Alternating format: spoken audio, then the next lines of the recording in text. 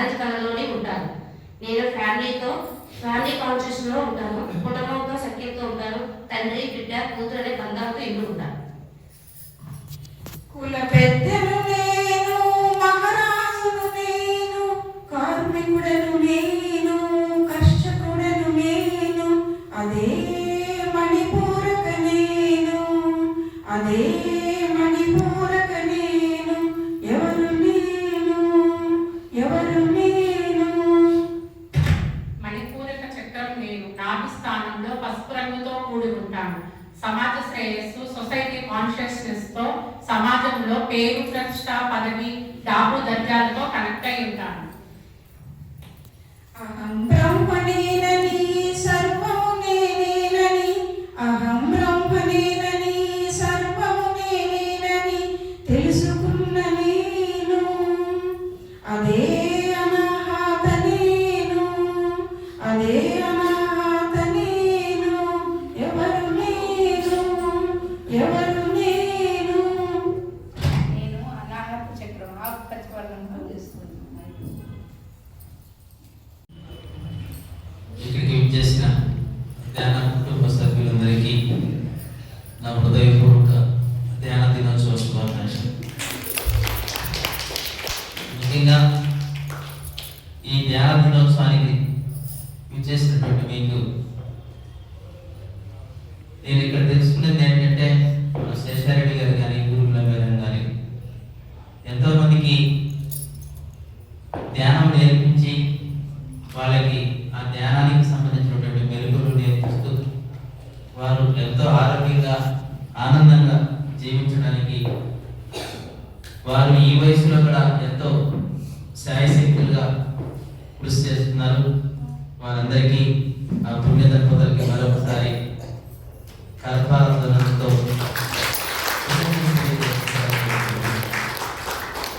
ఇదే విధంగా మన అందరం తప్పనిసరిగా ఈ ధ్యానాన్ని ప్రతి ఒక్కరికి తీసుకెళ్ళి వారిని ఆరోగ్యవంతులుగా తీర్చిదిద్దాల్సిన అవసరం ఎంతైనా ఉంది. ఇప్పుడు దుర్గా మేడం చెప్పింది, ఆల్రెడీ మేడానికి షుగర్ ఉందంట, లంగ్స్ ప్రాబ్లం ఉంది, హార్ట్ ప్రాబ్లం ఉంది. ఇన్ని ప్రాబ్లమ్స్ నుంచి ఓవర్కమ్ అంటే అన్ని ప్రాబ్లమ్స్ నుంచి బయటికి పడి ఎంతో ఆరోగ్యంగా ఆనందంగా జీవించగలుగుతుందంటే ధ్యానం అంత గొప్పదో మీరు అందరూ గ్రహించండి. ఆ ధ్యానాన్ని ప్రతి ఒక్కరికి నేర్పించండి, మీరు చేయండి. అందరూ బాగుండాలి, అందులో మనం ఉండాలి అనే సిద్ధాంతాన్ని నమ్మి ప్రతి ఒక్కరూ ధ్యాన ప్రచారాలు చేస్తూ ధ్యానం చేస్తూ ఆనందంగా జీవించాలని చెప్పి కోరుకుంటూ ఈ అవకాశం ఇచ్చిన ప్రపంచవ్యాప్తంగా WHO ప్రకటించడం జరిగింది గ్రేటర్ ఎసెన్స్. మరి గురువు పత్రిక ద్వారా యోగీశ్వరుని యొక్క దృష్టి విజన్ ఎలా ఉంటుందో మనం గమనించుకోవాలి. అటువంటి యోగీశ్వరుని యొక్క మార్గంలో మనం అందరం నడుస్తున్నాం. మనమంతా ఇప్పుడంతా చాలా మంది చెప్పారు అద్భుతంగా ధ్యానం గురించి. మేము మా కుటుంబాల్లో బాగుపడ్డాం సార్, శాకాహారం గురించి ఆరోగ్యం లేదు, ఆరోగ్యం బాగా చూసుకున్నాము. మరి మనం బాగుపడ్డాము, మన కుటుంబం బాగుపడింది. మరి మూమెంట్లో బాగుపడాలా ఉందా? పిఎస్ఎస్ ఎప్పుడు అనాలా పిఎస్ఎస్ అనేది ఎలా నడుస్తుంది? పత్రికా స్థాపించినటువంటి పిరమిడ్ స్పిరిచువల్ సొసైటీస్ మూవ్మెంట్ ముందుకు నడవాలంటే ఏం కావాలి? ధ్యానం పట్ల సరిపోతుందా? ధ్యానానికి మనందరం కూడా సహాయ సహకారాలు అందించాలి.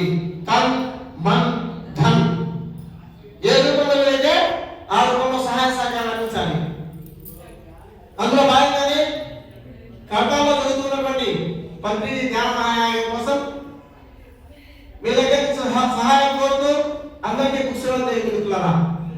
మీకు కూడా రావచ్చా మేడం పిరమిడ్కి అని మేడం గారు అడిగాను. ఇది అందరికీ ధ్యానం చేసుకోవడానికి అమ్మ మీరు కూడా రండి, దాంట్లో తప్పేం లేదు. 2 నెంబర్ ఎప్పుడు నుంచి వచ్చేసుకోండి, లేదు ఇప్పుడు వచ్చేసుకోండి అన్నారు.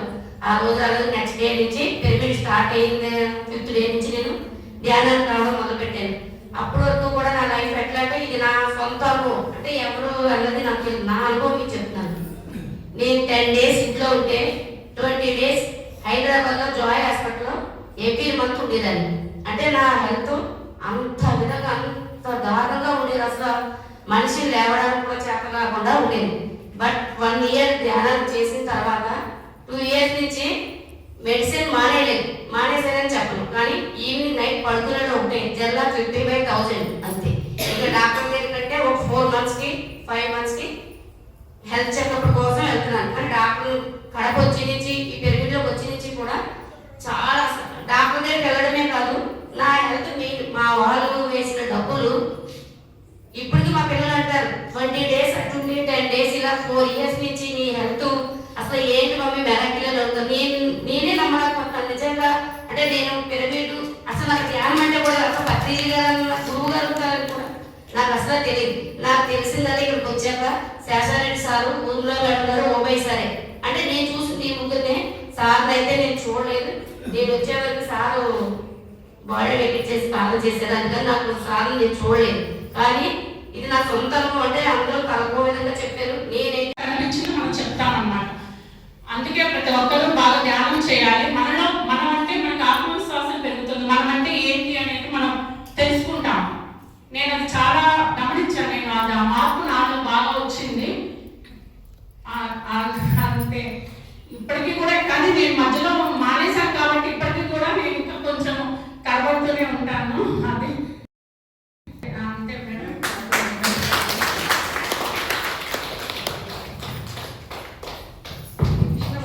భగవద్గీతలో యోగ భ్రష్టత్వం వల్ల ఏ బాధపడక్కర్లేదు.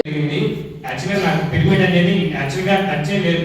ఆ మాస్టర్ చెప్పడం వల్ల ఇక్కడ మామూలుగా పిరమిడ్ ఛానల్ ఉంది కదా, దాంట్లో సెర్చ్ చేసి నేను కాంటాక్ట్ అవ్వడం జరిగింది.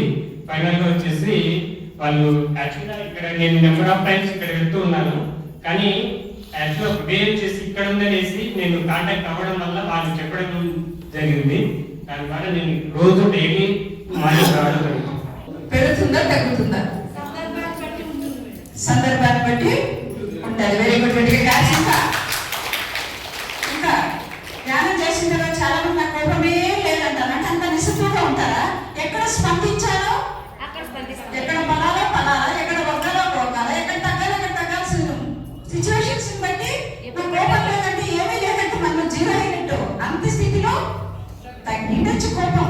నా కోపమే లేదంటుంటారు, అంత అబద్ధమేంటి? ఎవరైనా అంతే కదా. మరి ఎక్కడ ప్రదర్శించాలో అక్కడ ప్రదర్శించాలి. లేనప్పుడు ఎక్కువ శాంతంగా ఉండాల్సిన సమయంలో ఉండొచ్చు. అవునా కదా? మరి కోపాన్ని అరిషడ్ వర్గాలు అన్నారు కదా, అదే శత్రువు అదే మిత్రువు. ఒక్కొక్కసారి శత్రువులాగా వాడాలి, ఒక్కొక్కసారి మిత్రులాగా వాడడం కోసమే పత్రిసారి మనకు ఒక వజ్రాయుధం ఇచ్చారు. ఏంటి ఆ వజ్రాయుధము?